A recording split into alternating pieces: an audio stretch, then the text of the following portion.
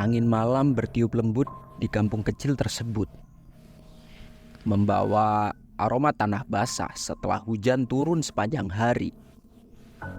Di tepi desa, terdapat sebuah warung bebek tua yang dijaga oleh seorang laki-laki parubaya bernama Pak Senen. Warung itu sudah menjadi bagian dari sejarah desa. Diakui sebagai tempat paling enak untuk menikmati bebek panggang. Namun, di balik cita rasanya yang sangat lezat, ada rahasia gelap yang melibatkan pesugihan dan entitas supernatural yang bersembunyi di sekitar warung itu. Kala itu, seorang pemuda bernama Ardi datang ke desa kecil itu untuk mencari pekerjaan dan tanpa sengaja menemukan rahasia misterius di balik aroma bebek panggang yang menggoda. Pada suatu malam, Ardi duduk di meja pojok warung sambil menikmati lezatnya bebek panggang. Pak Senen, pemilik warung, tampak serius ketika mendekati Ardi. "Kau tahu, pemuda, warung ini memiliki sejarah yang lebih tua dari yang kau bayangkan," ujar Pak Senen dengan suara seraknya. Ardi meneguk teh hangatnya dan tersenyum. "Sejarah apa, Pak Senen? Saya baru saja tiba di desa ini." Pak Senen pun mulai menceritakan legenda desa itu. "Dulu, nenek moyang kita menjalankan pesugihan dengan makhluk gaib untuk keberlimpahan rezeki. Mereka menyembah genderuwo yang bersemayam di hutan belakang warung ini." Ardi memandang Pak Senen dengan heran.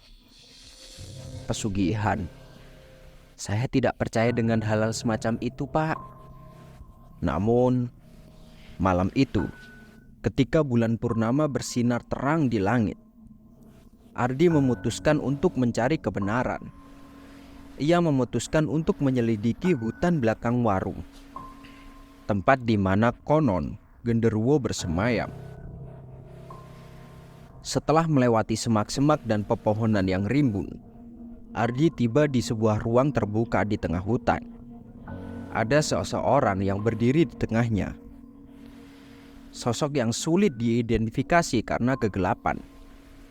Suara perlahan merayap ke telinga Ardi. "Kau berani masuk ke sini?" Ardi terdiam sejenak sebelum menjawab. "Siapa kamu?" "Nama aku Darmo, genderuwo penjaga hutan ini. Kau tahu, pesugihan di warung itu membuatku memiliki kekuatan yang membutuhkan sesuatu untuk pertukaran," ucap sosok itu dengan suara serak. Ardi merasa jantungnya berdegup sangat kencang. "A- Apa yang kamu inginkan dariku?" Darmo tersenyum licik. "Sebuah perjanjian.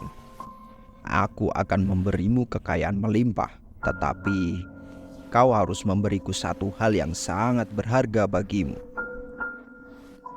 Ardi ragu sejenak, tetapi ketidakpastian hidupnya mendorongnya untuk setuju. Baiklah, aku setuju dengan perjanjianmu." Darmo pun menghilang begitu saja, meninggalkan Ardi dalam kegelapan hutan. Dalam beberapa hari, keberuntungan Ardi berubah. Warung bebek Pak Senen mulai ramai dikunjungi dan Ardi menjadi kaya raya. Namun, semakin kaya Ardi, semakin aneh pula kejadian di sekitar warung. Suara-suara aneh terdengar di malam hari, dan bayangan-bayangan hitam melintas dengan cepat di antara pepohonan. Ardi mulai merasa bahwa keputusannya untuk berurusan dengan genderuwo itu membawa malapetaka. Suatu malam ketika warung sepi, Pak Senen menghampiri Ardi dengan tatapan serius. "Kau harus membatalkan perjanjianmu dengan genderuwo, Ardi." keberuntungan yang kita dapatkan ini adalah keberuntungan palsu yang akan membawa malapetaka padamu dan desa ini. Ardi tidak mau mendengarkan. Ia yakin bahwa kekayaan lebih penting daripada ancaman gaib yang tak terlihat. Namun malam itu juga Darmo muncul di hadapannya. Kau sudah kaya, Ardi. Sekarang waktunya untuk membayar hutangmu kepadaku, ucap Darmo dengan suara menggema. Dalam beberapa saat, warung itu berubah menjadi tempat yang mencekam. Meja dan kursi bergerak sendiri, lampu-lampu berkedip-kedip tanpa alasan, dan suara-suara aneh memenuhi udara. Ardi merasa panik, menyadari bahwa keputusannya telah membuka gerbang ke dunia gaib yang menakutkan. Senen berusaha membantu Ardi. Kau, Ardi, harus meminta ampun kepada genderuwo. Ardi, sebelum semuanya terlambat. Ardi dengan berat hati memutuskan untuk menghadap Darmo dan meminta ampun. Namun Darmo tak bergerak. Perjanjian sudah terikat. Kau tak bisa melepaskan diri darinya. Ketika malam semakin larut, kegelapan menyelimuti warung bebek Pak Senen. Ardi berjuang untuk bertahan hidup di tengah ancaman yang tak terlihat. Dialog antara Ardi, Pak Senen, dan Darmo menjadi serangkaian suara misterius yang menyapi udara malam. Hingga suatu saat, ketika fajar mulai menyingsing, kekuatan supranatural itu mereda. Warung yang sebelumnya penuh dengan ketakutan menjadi sunyi, dan Darmo menghilang tanpa jejak. Ardi dan Pak Senen, meski lelah dan terluka, berhasil selamat dari malapetaka yang melanda. Dari kejadian itu, Ardi belajar bahwa kekayaan yang didapat dengan cara curang dan mengorbankan hal-hal yang berharga tidak akan membawa kebahagiaan. Ia memutuskan untuk menutup warung bebek. Ia dan Pak Senen memutuskan untuk menutup warung bebek dan meninggalkan desa itu, membawa pelajaran berharga tentang harga diri dan kebijaksanaan. Dan di malam hari, meski warung itu telah ditutup,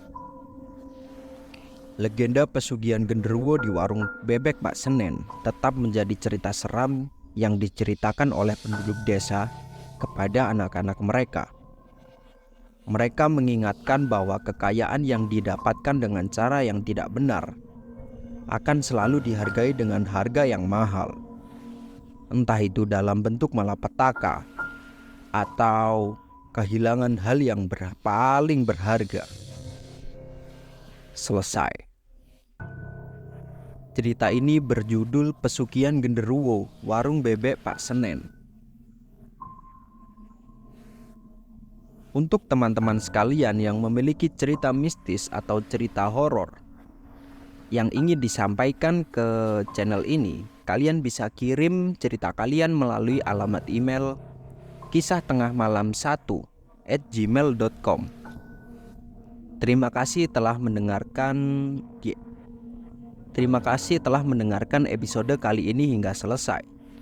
Semoga kita semua diberi kesehatan dan kelancaran rezeki. Akhir kata, wassalamualaikum warahmatullahi wabarakatuh.